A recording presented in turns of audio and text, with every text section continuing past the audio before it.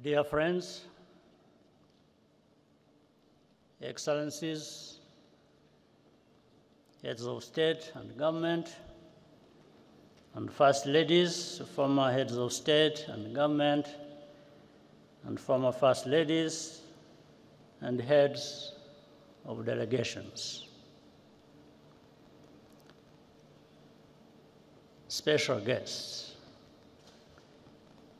Banyarwanda mwese. Abanyarwanda ndi busabe ko munyihanganira nkakomeza iri jambo mu rurimi abashyitsi bacu bari bushobore kumva neza.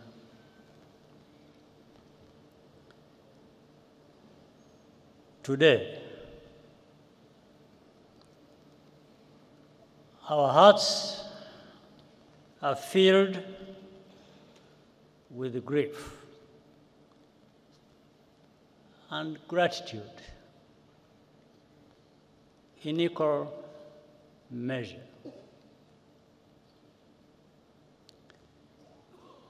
We remember our dead and are also grateful for what Rwanda has become. To the survivors among us,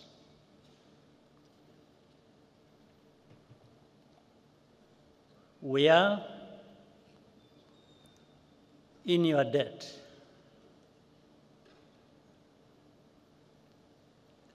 We asked you to do the impossible by carrying the burden of reconciliation on your shoulders, and you continue to do so, continue to do the impossible for our nation every single day, and we thank you.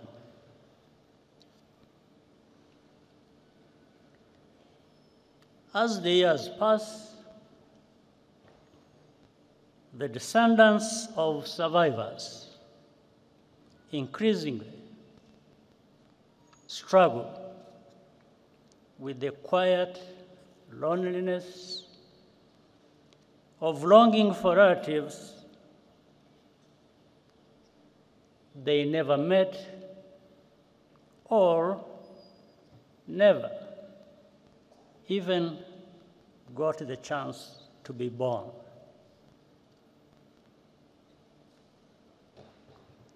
Today, we are thinking of you as well.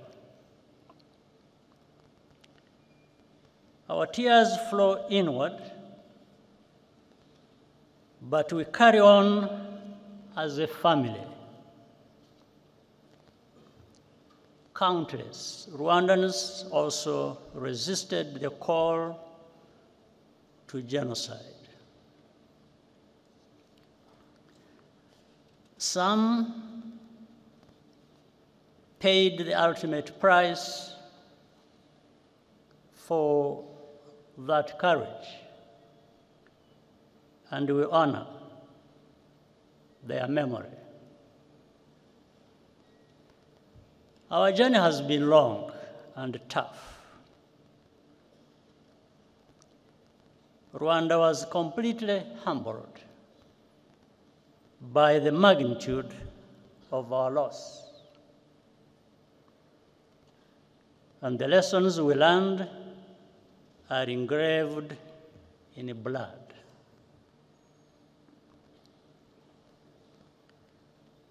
But the tremendous progress of our country is plain to see, and it is a result of the choices we made together to resurrect our nation. The foundation of everything is unity. That was the first choice, to believe in the idea of a reunited Rwanda and live accordingly. The second choice was to reverse the arrow of accountability, which used to point outwards beyond our borders. Now, we are accountable to each other, above all. Most importantly, we chose to think beyond the horizon of tragedy and become a people with a future. Today, we also feel a particular gratitude to all the friends and representatives here with us from around the world. We are deeply honored by your presence alongside us on this very heavy day.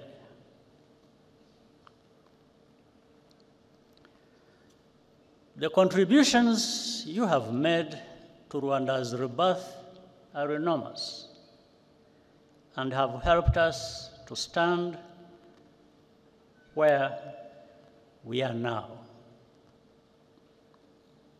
I want to recognize a few while also asking for forgiveness for not being able to mention all who deserve it. For example, Uganda, which carried the burden of Rwanda's internal problems for so many years and was even blamed for that. The leadership and the people of Ethiopia and Eritrea helped us in starting to rebuild at that time. In fact, Prime Minister Abiy Ahmed, who is here, even served as a young peacekeeper in the immediate aftermath of the genocide. There is Kenya, Burundi, the Democratic Republic of Congo hosted large numbers of Rwandan refugees and gave them a home. Tanzania as well, and also played a unique role at many critical points, including hosting and facilitating the Arusha peace process. And here, I must single out the late President Julius Nyerere, who embodied the spirit which laid that foundation. The Republic of Congo has been a productive partner in rebuilding and more.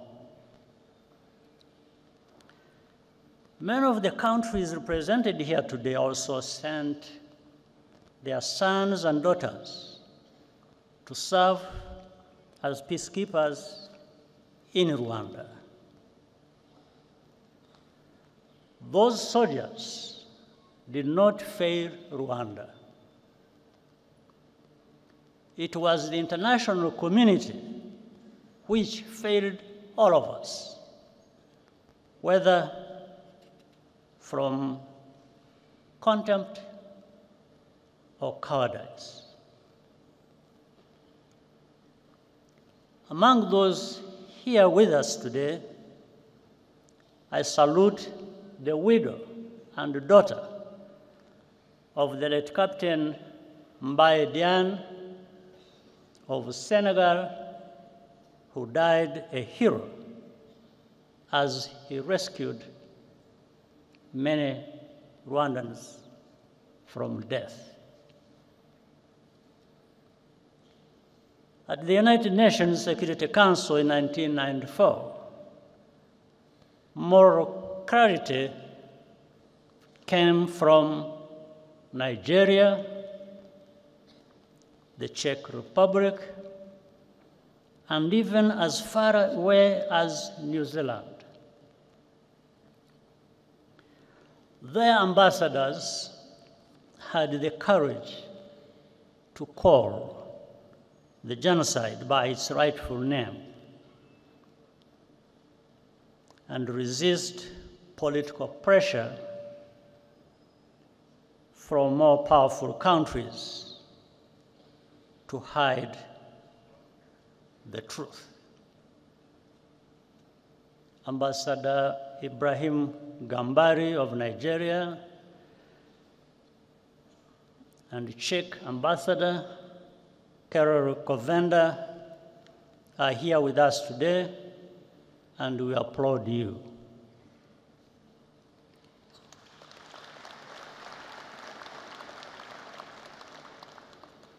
Even in countries where government policy was on the wrong side of history,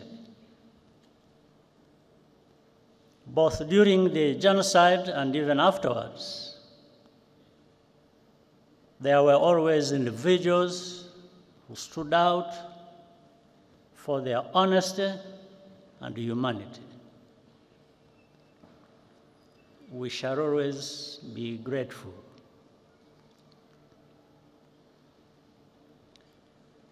We also appreciate the tangible support we have received from partners beyond our continent over the past 30 years. In Europe, the United States, Asia, and many international organizations and philanthropies. A notable example of solidarity came to us from South Africa. One among many. Indeed, the entire arc of our continent's hopes and agonies could be seen in those few months of 1994. As South Africa ended apartheid and elected Nelson Mandela president, in Rwanda, the last genocide of the 20th century was being carried out. The new South Africa paid for Cuban doctors to help rebuild our shattered health system and opened up its universities to Rwandan students, paying only local fees. Among the hundreds of students who benefited from South Africa's generosity, some were orphaned survivors, others were the children of perpetrators, and many were neither. Most have gone on to become leaders in our country in different fields. Today, they live a completely new life. What lessons have really been learned about the nature of genocide and the value of life? I want to share a personal story, which I usually keep to myself.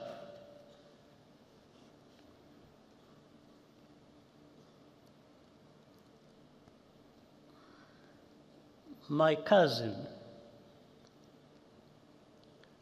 in fact, a sister,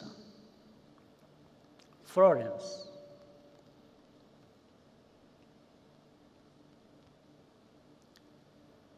worked for the United Nations Development Program in Rwanda for more than 15 years.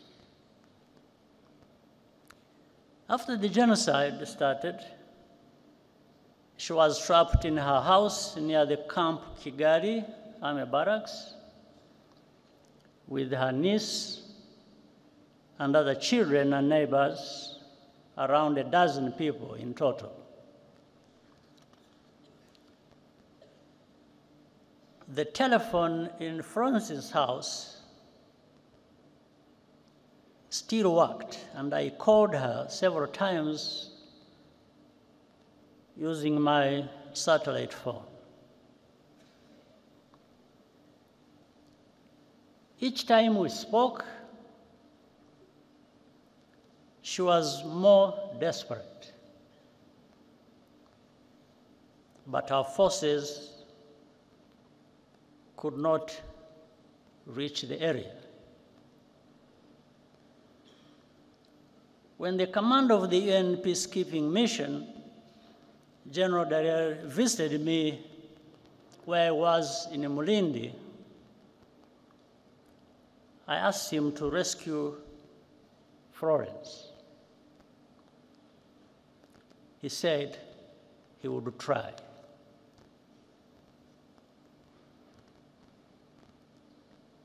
The last time I talked to her, I asked her if anyone had come. She said no,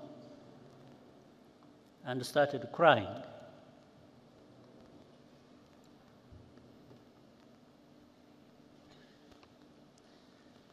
Then she said, "Paul, you should stop trying to save us. We don't want to live anymore anyway."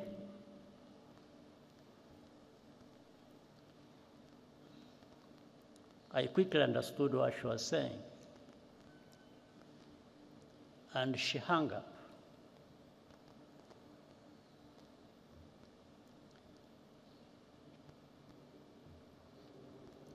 At that time,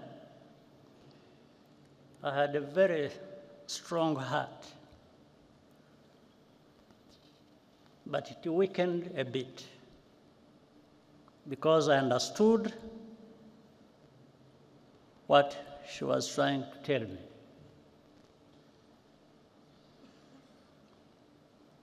On the morning of May 16th, following a month of torture, they were all killed, except for one niece who managed to escape, and thanks to a good neighbor. It later emerged that a Rwandan working at the UNDP betrayed his Tutsi colleagues to the killers. Witnesses remember him celebrating Florence's murder the night after the attack. He continued his career with the United Nations for many years, even after evidence implicating him emerged. He's still a free man, now living in France.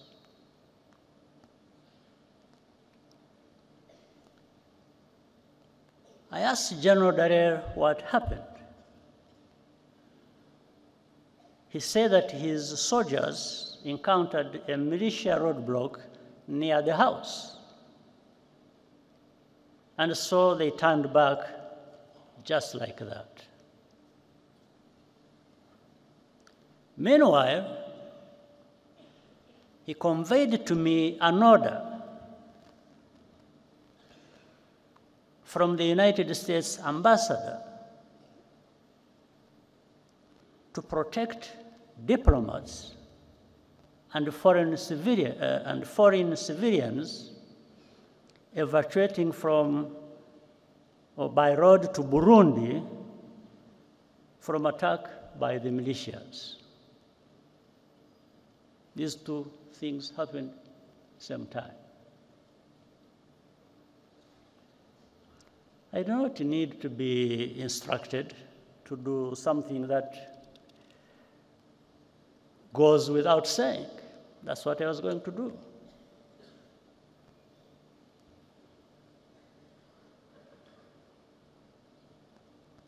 But the militias ran away, or rather peacekeepers ran away from militias, were manning a roadblock.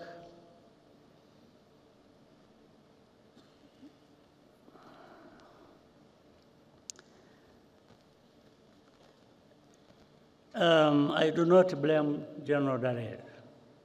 He's a good man who did the best that could be done in the worst conditions imaginable, and who has consistently borne witness to the truth despite the personal cost. Nevertheless, in the contrast between the two cases, I took note of the value that is attached to different shades of life. In 1994, all Tutsi were supposed to be completely exterminated once and for all, because the killings that had forced me and hundreds of thousands of others into exile 3 decades before had not been sufficiently thorough. That is why even babies were systematically murdered so they would not grow up to become fighters.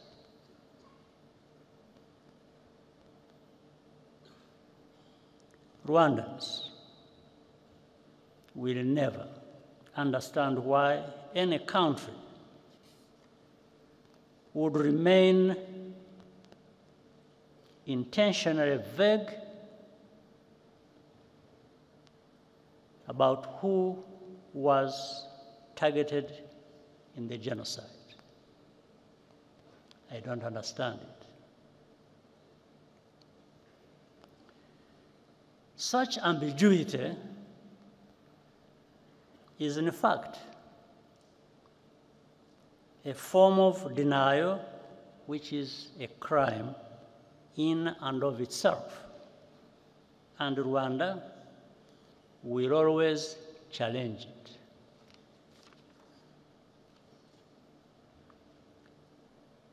When the genocidal forces fled to Zaire, now the Democratic Republic of Congo, in July 1994, with the support of the external backers, they vowed to reorganize and return to complete the genocide.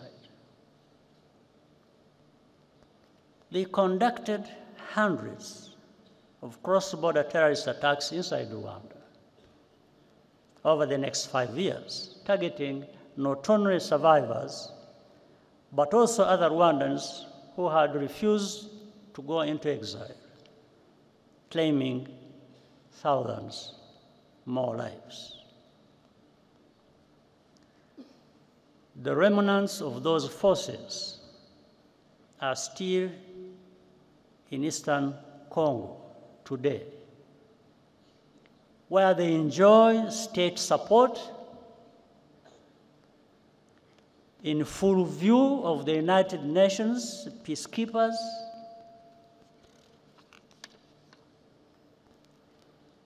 their objectives have not changed. And the only reason this group, today known as FDLR, has not been disbanded is because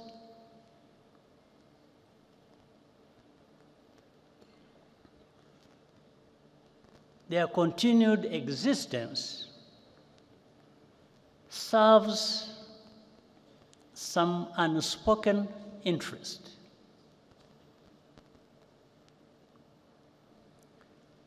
As a result, hundreds of thousands of Congolese Tutsi refugees live here in our country, in Rwanda, and beyond, completely forgotten, and no program of action for their safe return. Have we really learned any lessons?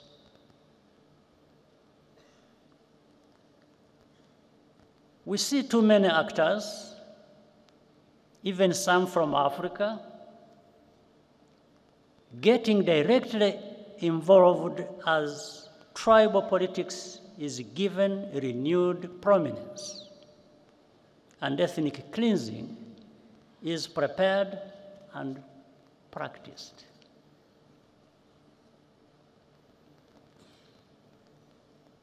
What has happened to us? Is this the Africa we want to live in? Is this the kind of world we want?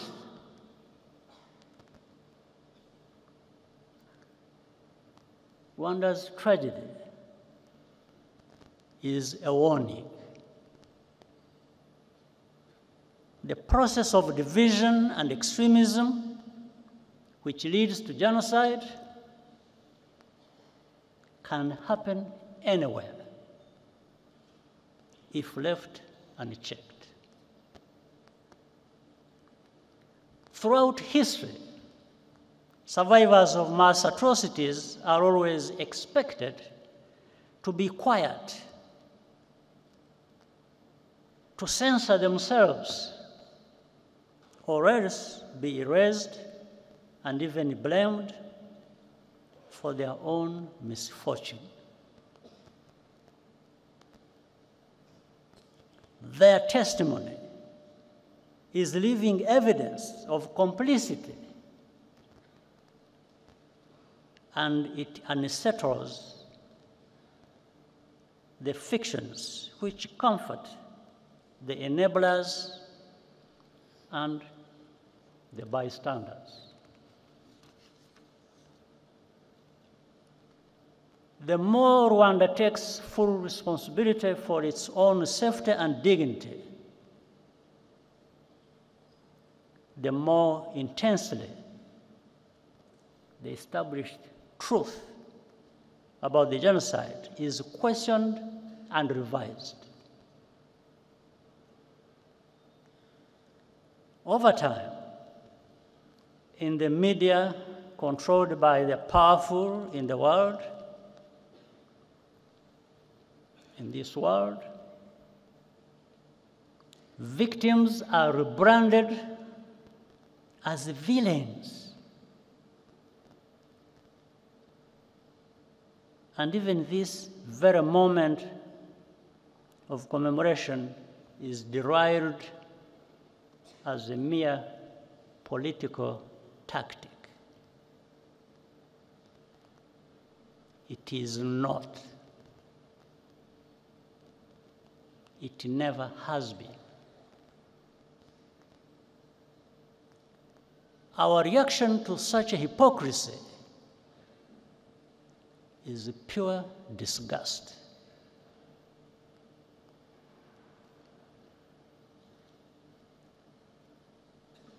We commemorate because those lives mattered to us. Rwandans cannot afford to be indifferent to root causes of genocide. We will always pay maximum attention, even if we are alone.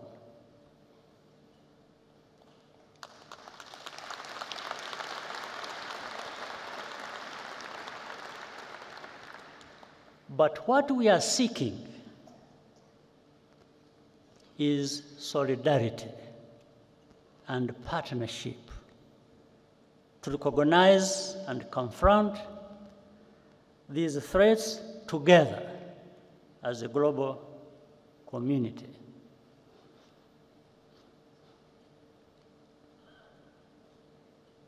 I will tell you another story. One night, in the later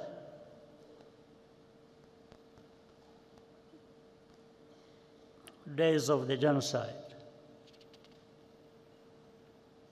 I received a surprise visit past midnight from General Dallaire.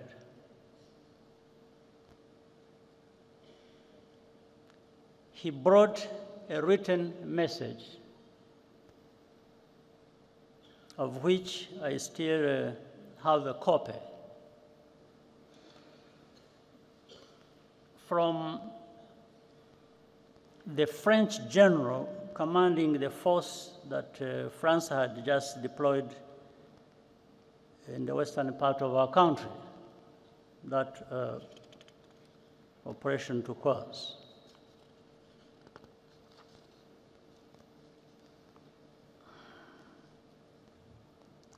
The message said that we would pay a heavy price, meaning those of us, the RPF, if our forces dared to try to capture the town of Butare, that is in southern part of our country. So, and General Dallaire gave me additional advice. He said, in fact, he warned me. He said that the French had attacked helicopters and all kinds of arms.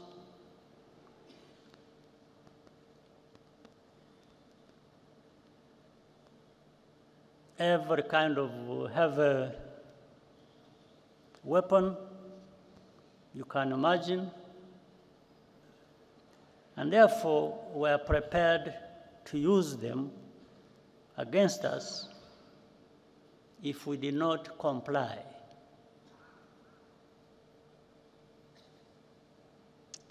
I asked Dallaire, I asked him whether French soldiers bleed the same way ours do. I asked him whether we have blood in our bodies. Then I thanked him and told him that he should just go and have rest and sleep, and have his sleep. After giving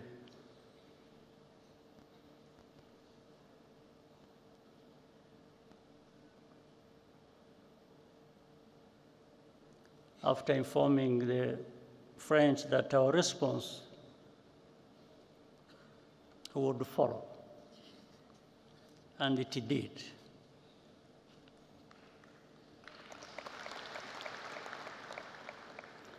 I immediately radioed the commander of the forces that were actually in that direction, in that area. Is called Fred Ibingira.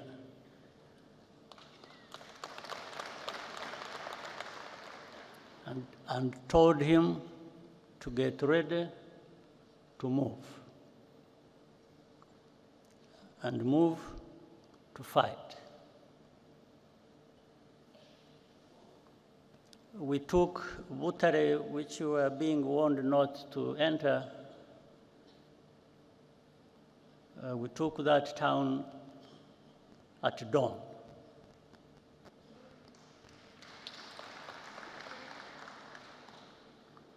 Within weeks, the entire country had been secured.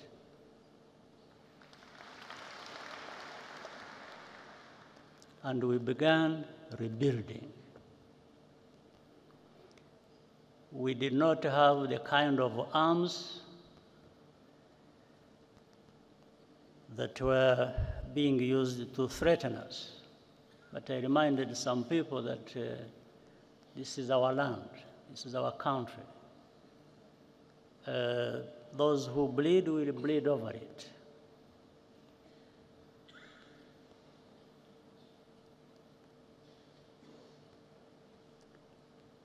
We had lost all fear. Each challenge or indignity just made us stronger. After the genocide, we faced the puzzle of how to prevent it from recurring.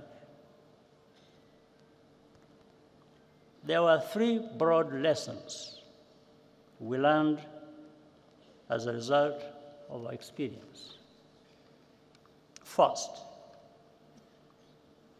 only we as Rwandans and Africans can give full value to our lives. After all, we cannot ask others to value African lives more highly than we ourselves do. That is the root of our duty to preserve memory and tell our history as we lived it. Second, never wait for rescue or ask for permission to do what is right to protect people.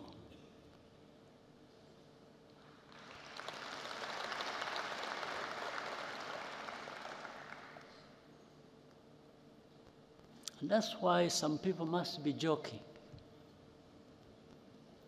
when they threaten us with all kinds of things and they don't know what they're talking about.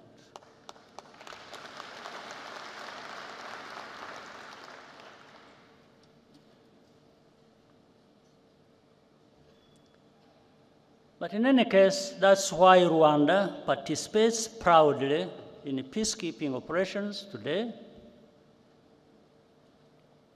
and also extends assistance to African brothers and sisters bilaterally when asked.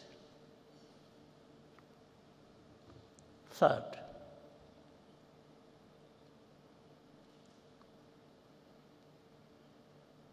stand firm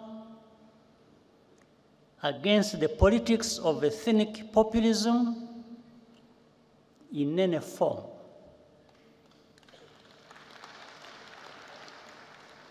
Genocide is populism in its purified form,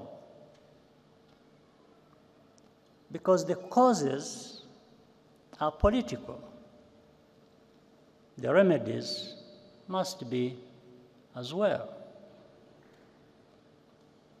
For that reason, our politics is not organized on the basis of ethnicity or religion, and it never will be again.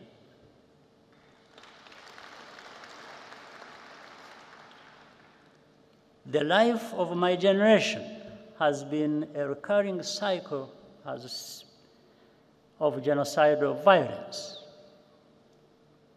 in 30-year intervals. From the early 1960s to 1994, to the signs we see in our region today in 2024. Only a new generation of young people have the ability to renew and redeem a nation after genocide.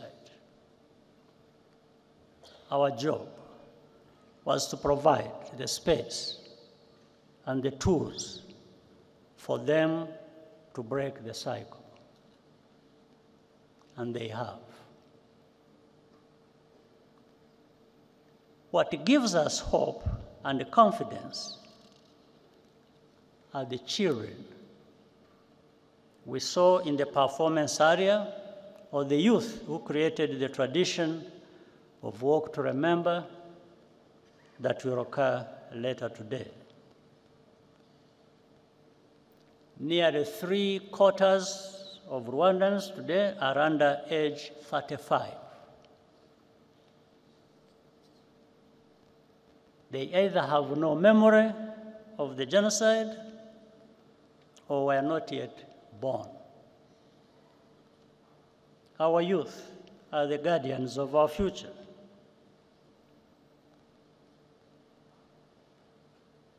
And the foundation of our unity, with a mindset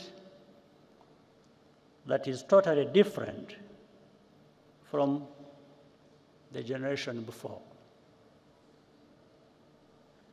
Today, it is all Rwandans who have conquered fear. Nothing can be worse than what we have already experienced. This is a nation of 14 million people who are ready to confront any attempt to take us backwards.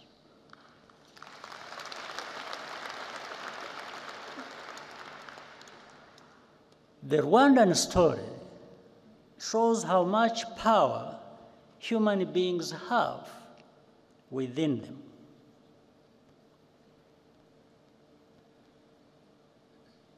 Whatever power you do have, you might as well use it to tell the truth and do what is right.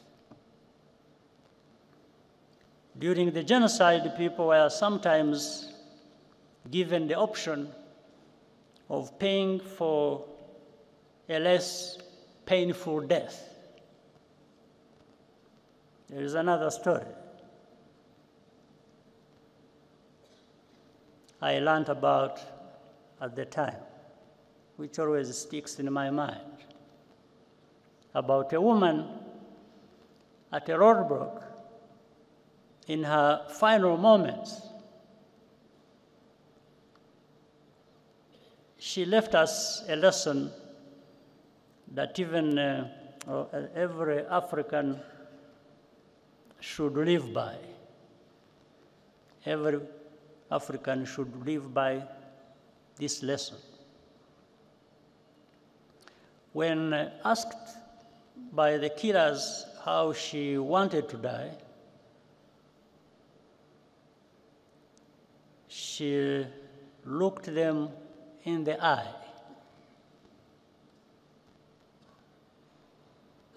and spit in their face.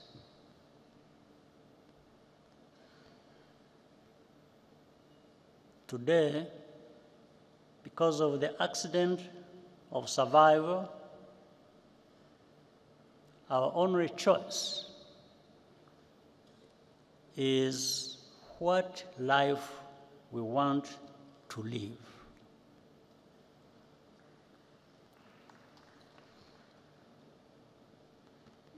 Our people will never, and I mean never, be left for dead again.